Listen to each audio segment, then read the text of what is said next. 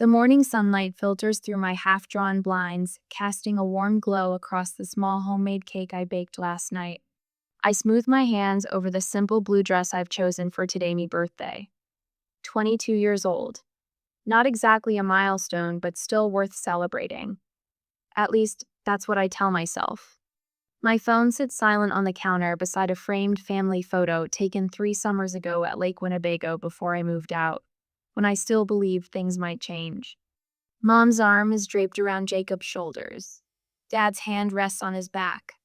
I'm standing slightly apart, smiling too widely, as if I could close the gap through sheer determination. The calendar on my wall has today's date circled in red, a hopeful mark I made weeks ago. I check my phone for the 100th time this morning. No messages. No missed calls. Not even from Mom, who used to wake me with birthday pancakes when I was little. It's fine, it's still early. We're meeting for dinner at Rosario's mom's favorite Italian place. She wouldn't forget that. I pick up my phone, hesitate, then tap out a message to our family group chat. Hey, what time are we meeting for dinner tonight? I press send, then hold my breath. 3 dots appear, then disappear. Nothing. Minutes tick by. I water my kitchen herbs. Check my email. Straighten already straight picture frames.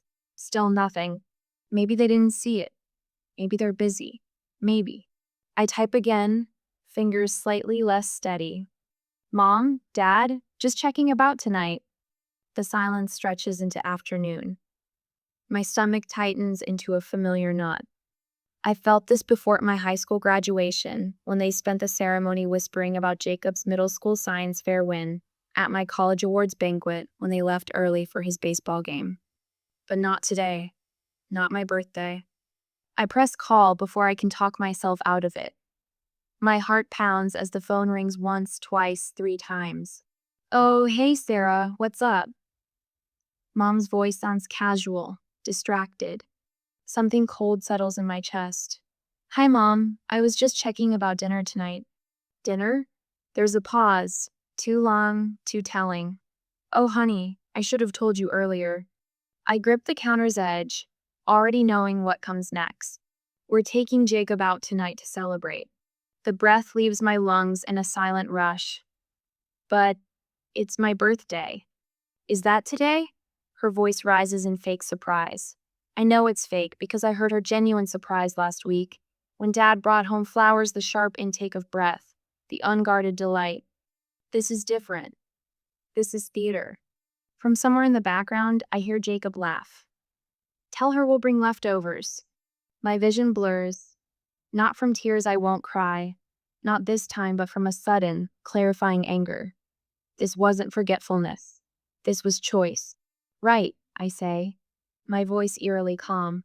Jacob's scholarship dinner. Oh, you remembered. Mom sounds relieved, as if I've handed her the perfect excuse. We meant to include you, sweetie, but reservations were limited and… It's fine. The words escape through clenched teeth. Have a good night. I'm 16 again, watching Mom brush Jacob's hair before his class picture while I drive myself to school.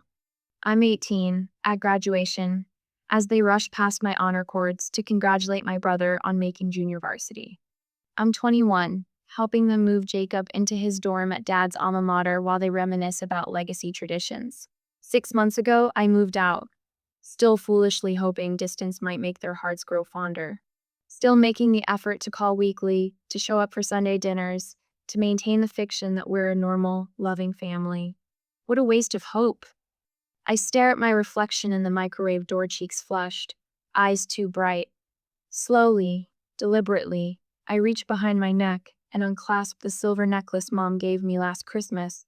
It wasn't chosen for me, it was the same one she gave my cousin Bethany and my Aunt Lisa. Practical. Efficient. 1 gift, 3 women checked off her list. I place it on the counter and turn away. My phone buzzes with a text, but it's not from my parents, it's from Daniel. Happy birthday, can't wait to see you tonight. Daniel, whose eyes light up when I enter a room, whose parents asked for my favorite cake flavor last week in what I now realize wasn't casual conversation. I delete the pleading text I'd started drafting to my parents. My hands tremble slightly as I call Daniel instead. When he answers, I'm surprised by the strength in my voice. Hey, do you have plans tonight? They're celebrating Jacob tonight instead. The words catch in my throat as I grip the phone tight against my ear. Through the window, I watch a cardinal land on my small balcony railing, vibrant red against the fading afternoon light. What? Daniel's voice sharpens. I can picture his brow furrowing, the way it does when something doesn't make sense. It's your birthday today. Apparently, that didn't make the priority list. I fight to keep my voice steady, but it wavers like a candle flame in a draft. Mom thought Jacob's scholarship dinner was more important. Daniel's silence on the other end speaks volumes, followed by a controlled exhale. I'm coming to get you. Right now. No, I'm fine. Sarah. The firmness in his voice stops my automatic deflection. You shouldn't be alone on your birthday. I'm already grabbing my keys. My first instinct is to protest further. I don't want pity. I've spent years carefully crafting the appearance that everything is fine, that my family's neglect doesn't cut bone deep. But something inside me, something that's been building for 22 years, finally cracks. Okay, I whisper. By the time Daniel's gentle knock sounds at my door, I've pulled out a box of old family photos from under my bed. I'm sitting cross-legged on the floor, staring at a Christmas picture from 3 years ago. I'm half cropped out of the frame, while Jacob stands center, arms wrapped around Mom's shoulders. Daniel takes one look at me and drops to his knees beside me, wrapping his arms around me without a word. I thought maybe I was overreacting, I say after a moment, reaching for my phone. So I check the family calendar. I open the shared digital calendar that Mom insisted we all use to stay connected. I scroll to today's date, then back several weeks. There it is. Jacob's celebration dinner, 7 p.m. Rosario's entered 23 days ago. They didn't forget, I say, my voice hollow as understanding crystallizes. They chose. Daniel takes the phone gently, scrolling through past events. His jaw tightens as he notices what I'd shown him before Jacob's basketball games marked as everyone attend, while my college honors ceremony had merely been labeled Sarah's school thing. Look at these texts, I continue, feeling a strange calm as I finally allow myself to see the pattern I've denied for so long. I show him message after message my graduation announcement met with, "We'll try to make it." Jacob's junior varsity success met with, "We're so proud. Family celebration dinner." This isn't right, Sarah, Daniel says, his voice quiet but filled with unmistakable anger. This isn't what family does. I look up at him, at the genuine outrage in his eyes on my behalf, and something shifts inside me like tectonic plates, finally releasing years of built-up pressure. My parents have been asking about you, he continues softly. They noticed you weren't at Sunday dinner last week. I hesitate. Daniel's family has always been kind to me, but accepting their help feels like admitting my own family doesn't want me, like confirming out loud what I've known in my heart for years. I don't need a charity birthday, I say, even as I recognize the defensive edge in my voice. Daniel cups my cheek in his palm. It's not charity. They care about you. They've been asking when they could meet you for dinner anyway. The contrast is stark. Daniel's parents noticing my absence from one meal, while my own parents planned a celebration without me on my birthday. Slowly, I reach behind my neck and unclasp my mother's necklace again, setting it deliberately on the coffee table. Let me get changed, I say. 20 minutes later, we pull into Daniel's parents' driveway. I've replaced my birthday dress with jeans and a soft blue sweater, not special occasion attire, but comfortable. Armor of a different kind. Before we reach the door, it swings open, revealing Daniel's mother, Martha, her face lighting up when she sees me. Happy birthday, sweetheart. We've been planning something special. She envelops me in a hug that smells of vanilla and fresh flowers. It's immediate, genuine, and without hesitation. Nothing like the stiff, obligatory hugs my mother offers at major holidays. Behind her, Daniel's father, Robert, appears holding a small, beautifully wrapped package. 22, right? We wanted to get you something meaningful. The gift is a beautiful leather-bound journal. My initials embossed in the corner.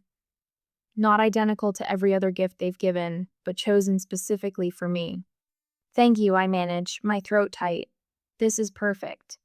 My phone remains stubbornly silent in my pocket as Daniel's parents usher us toward their car. They've made dinner reservations at Bellini's, an upscale Italian restaurant I've mentioned wanting to try.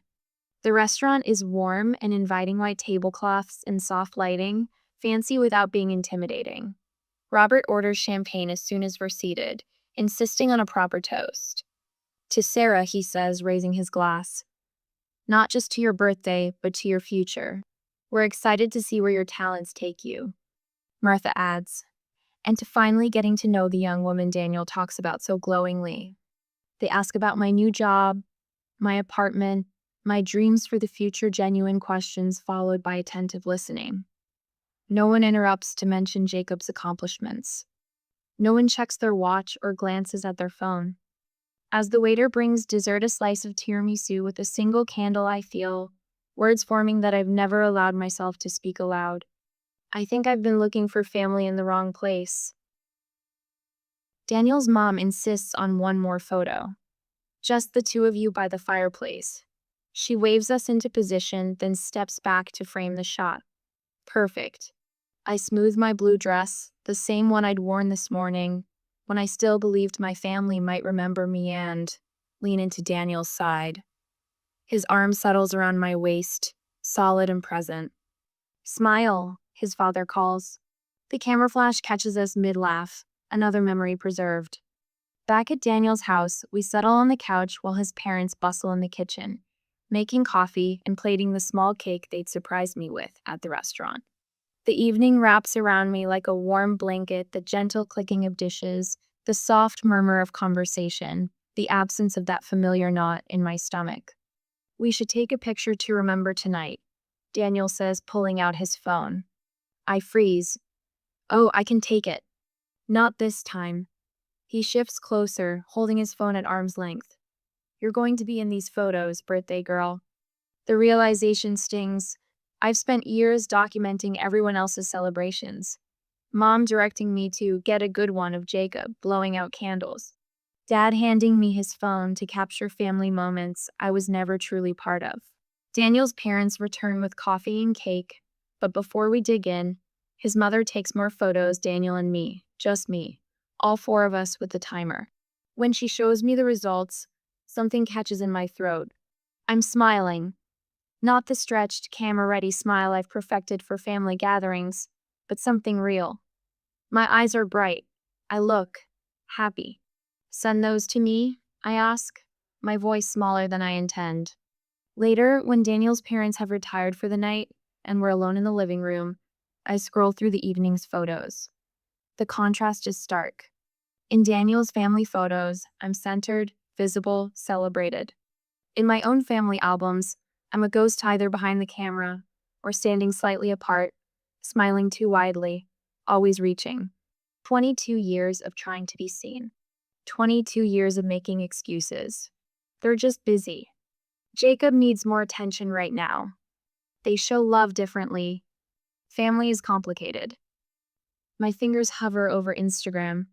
I rarely post personal content. What would be the point?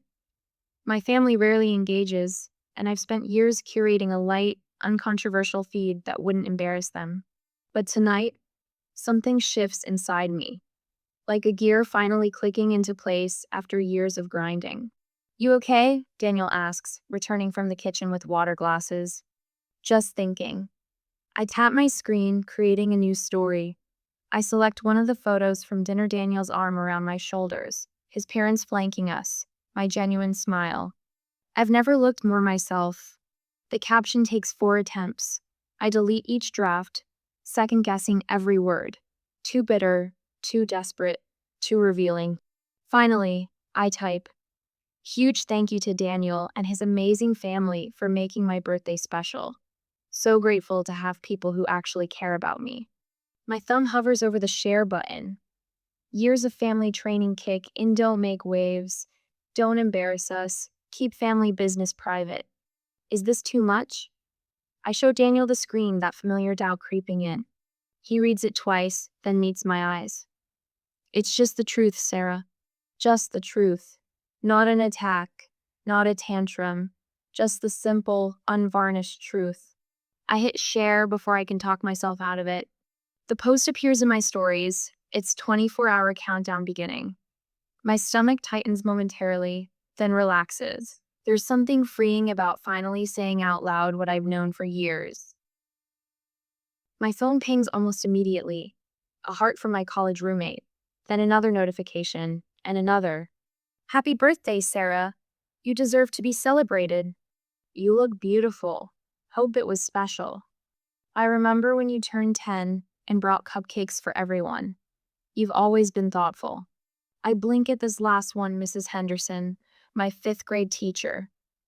I haven't spoken to her in years, yet she remembers a detail about me that my own parents would likely forget. More messages arrive, former classmates, neighbors, a cousin on my mother's side, who I see at holidays but rarely speak to. Glad you had people to celebrate you properly. You deserve the best, always. Beautiful picture, happy birthday. The validation washes over me in waves. I'm not crazy. I'm not selfish. Other people see what I've been denying for so long. Look at all these messages, I murmur, showing Daniel my phone. He squeezes my hand. People care about you, Sarah. A lot of people. For an hour, the notifications continue likes, messages, birthday wishes. I respond to each one, feeling lighter with every exchange. Daniel and I move to the kitchen for more cake, talking about nothing and everything. For the first time all day, I don't check for messages from my family. Then my phone buzzes with a different tone. A text message. What is this post, Sarah? Mom. Before I can process this, another message arrives. Dad this time. Are you serious right now? Then Jacob. Way to be dramatic. My phone begins ringing. Mom's face fills the screen. I stare at it, remembering all the times I've answered immediately, afraid of disappointing her further. The second call comes 15 seconds after the first ends. Then a third. Daniel watches me carefully. You don't have to answer. I know. And for the first time, I truly do know that. I silence the ringer and set the phone face down on the counter. 5 minutes later, I pick it up again.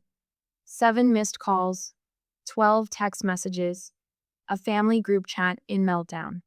I take a deep breath and hit call back.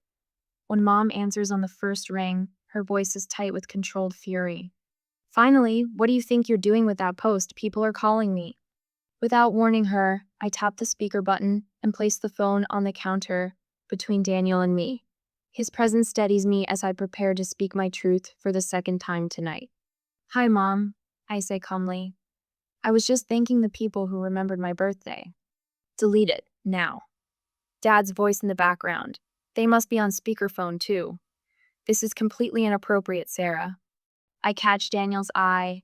He nods encouragement. No, I say, the single word feeling foreign and powerful in my mouth. I don't think I will. I sit perfectly still in Daniel's living room, my mother's voice filling the speaker of my phone. My hands tremble slightly against my thigh, but my voice remains steady, a small victory. I cling to like a life raft in choppy waters. What the hell are you doing, Sarah? People are seeing this. Mom's voice is pitched higher than normal, that special tone reserved for public embarrassments and social faux pas. Daniel sits beside me, close enough for support, but giving me space to fight my own battle. His parents have tactfully retreated to the kitchen, though I can see them through the doorway near enough to step in if needed, far enough to offer privacy. I chose this battlefield deliberately surrounded by witnesses who care about me, not isolated where I could be more easily manipulated. What am I doing? I repeat, surprised by the calm in my voice. I'm thanking the people who actually showed up for my birthday. Take that post down. Now. Dad's voice cuts in, his barely controlled anger vibrating through the speaker. He must have grabbed the phone from Mom. You have no idea how this could affect your future, Sarah. My phone buzzes with incoming texts. Jacob. Mom and Dad are furious. What were you thinking? Another one follows immediately. You're making this way bigger than it needs to be. What strikes me most is what they're not saying. Not one of them has said, "I'm sorry we forgot your birthday." Not one mention of how I might feel. Their concern centers entirely on appearance show. This makes them look to friends and extended family. I'm not taking it down, I say, the words falling from my lips before I can second guess myself. I posted the truth. Daniel's family made my birthday special when you chose to celebrate Jacob instead. Sarah Elizabeth Winters. Dad's voice drops dangerously low. There will be consequences if you continue this childish behavior. The silence stretches between us. Daniel reaches over, his hand covering mine, steadying the trembling. What consequences? I finally ask, my voice clearer than I expected. You've already shown me where I stand. We're coming over, Dad announces abruptly. This conversation isn't happening over the phone. I catch Daniel's eye. He nods slightly, squeezing my hand. That's fine, I say. I'm at Daniel's. His parents are here too. The long pause that follows tells me everything. They expected me to be alone, vulnerable, malleable. We can discuss this tomorrow. Mom interjects smoothly. When you're thinking clearly, sweetie. The endearment lands like a slap. How convenient that she remembers to use it now. No, I say firmly. If you want to talk, come now. Otherwise, we have nothing to discuss. 43 minutes later, they arrive. Mom's smile is brittle as she exchanges pleasantries with Daniel's parents in the entryway. Dad stands stiffly beside her, his eyes darting around the well-appointed home as if seeking tactical advantages. We'd like to speak with our daughter privately, Dad announces, not quite making it a question. Daniel's father, a man I've known less than a year, but who remembered my birthday without prompting steps slightly forward. Sarah is welcome to have privacy if she wants it, he says, but she's also welcome to have support here. Family matters should remain within the family. Dad counters, his jaw tightening. Sarah is like family to us, Daniel's father replies evenly. She's welcome to have support. Mom's face flushes. The script is slipping away from them, the one where they arrive, overwhelm me with authority, and leave with my compliance secured. I can see it in their eyes, the dawning realization that they've stepped onto unfamiliar terrain. Sarah, sweetheart, Mom tries again, her voice honeyed with forced affection. We just want to understand what's upset you so much. The question is so disingenuous, it almost makes me laugh. You really don't know? I ask quietly. You forgot my birthday to celebrate Jacob instead. That's not fair, Dad begins.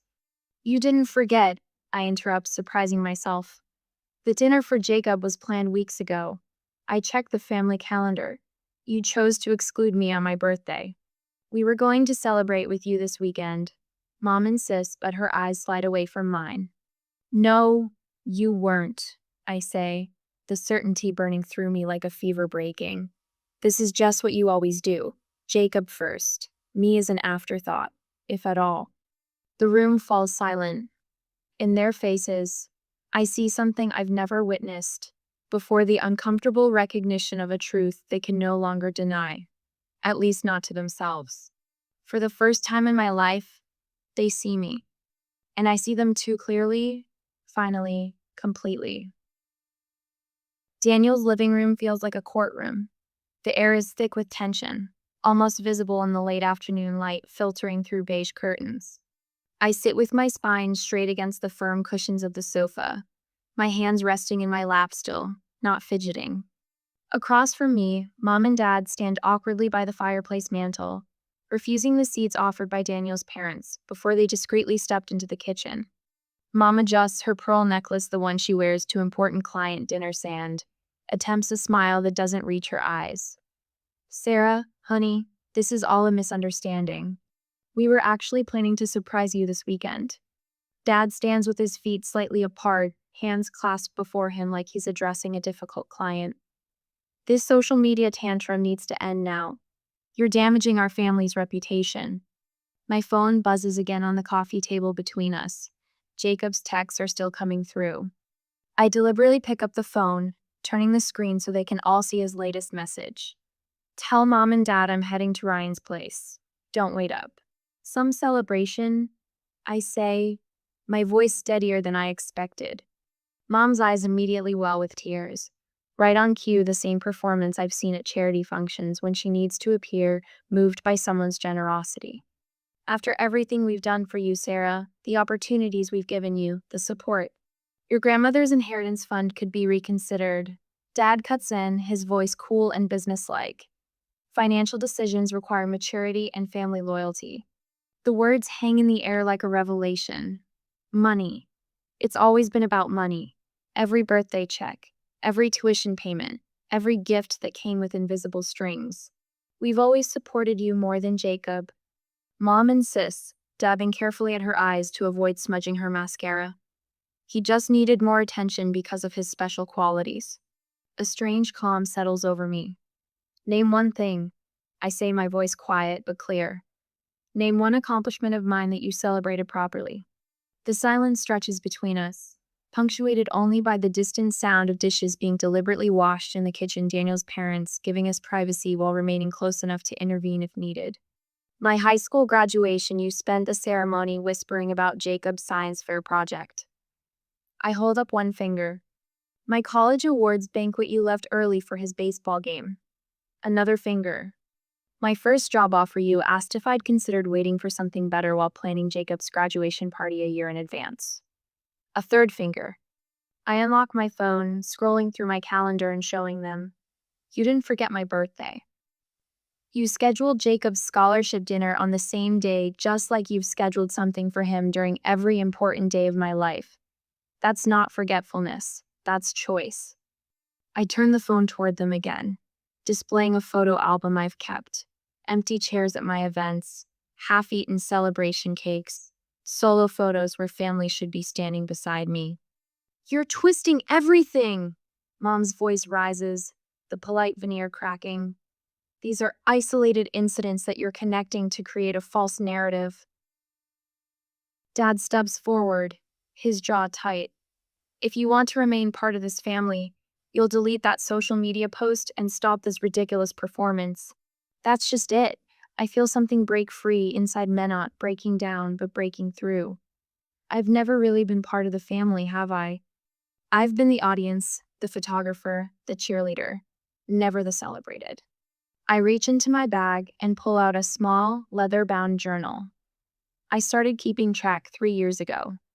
Every forgotten milestone, every canceled plan, every celebration cut short because of Jacob.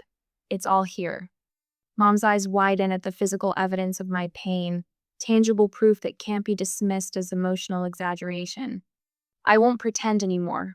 I continue, my voice gaining strength. Either acknowledge how you've treated me, or leave me alone. Those are your choices now, not mine. Dad's face flushes with anger, the way it does when a business deal goes south. You'll regret this when you need us, Sarah. Don't come crying back when real life gets difficult. Sarah, Mom hisses, glancing toward the kitchen where Daniel's parents are barely pretending not to listen. People are watching your story online. What will everyone think? Daniel moves from his position near the doorway to sit beside me, not touching but close enough that I feel his steady presence. I hope they are watching, I say, meeting first her gaze, then Dad's. Maybe it will help someone else speak up. The shock on their faces is almost worth the years of pain the moment they realize they've truly lost control of the narrative. That the dutiful, invisible daughter they could count on to stay quiet has found her voice, and others are finally listening. Dad checks his watch, a nervous habit, when he's lost the upper hand. Mom's fingers twist around her pearls. For the first time in my life, they don't know what to say to me. For the first time, I don't rush to fill the silence with apologies. I simply wait, breathing in the unfamiliar sensation of standing in my truth while they scramble to rewrite it. But some stories can't be edited once they've been told, and mine finally belongs to me. The morning light streams through curtains. I chose myself bold teal patterns that would have horrified my mother's beige sensibilities. 1 month since my birthday, and my apartment finally feels like me. No more generic decorations chosen to avoid criticism. No more muting myself. I run my fingers over the beautiful leather journal from Daniel's parents, displayed prominently on my bookshelf alongside the artisan tea set his sister gave me. Simple gifts, thoughtfully chosen. The kind that say, I see you. My phone buzzes with a calendar reminder. I no longer flinch when it lights up. I filtered my contacts, removed the family group chat. The constant knot in my stomach has finally begun to unravel. Ready? Daniel calls from the kitchen where he's washing our breakfast dishes. Almost. I smoothed down the emerald blouse I bought last week, color I've always loved but rarely wore. Too bold, Mom would say. Too attention-seeking. I catch my reflection in the hallway mirror and barely recognize the woman staring back.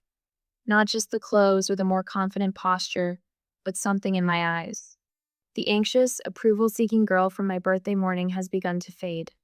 The thing about emotional neglect, Dr. Lewis says during our third session, is that it's characterized by what didn't happen. I nod, fingers twisting in my lap. That's why I doubted myself for so long. There were no dramatic fights, no obvious abuse, just absence. Consistent, reliable absence wherever my needs were concerned. And how does naming that feel? She leans forward slightly, her eyes kind behind practical glasses. Like I'm not crazy. My voice catches. Like I've been trying to solve a puzzle with missing pieces all my life. Later that week, I sit in a circle of strangers who quickly become anything but. Adult children of emotionally neglectful parents, the group is called.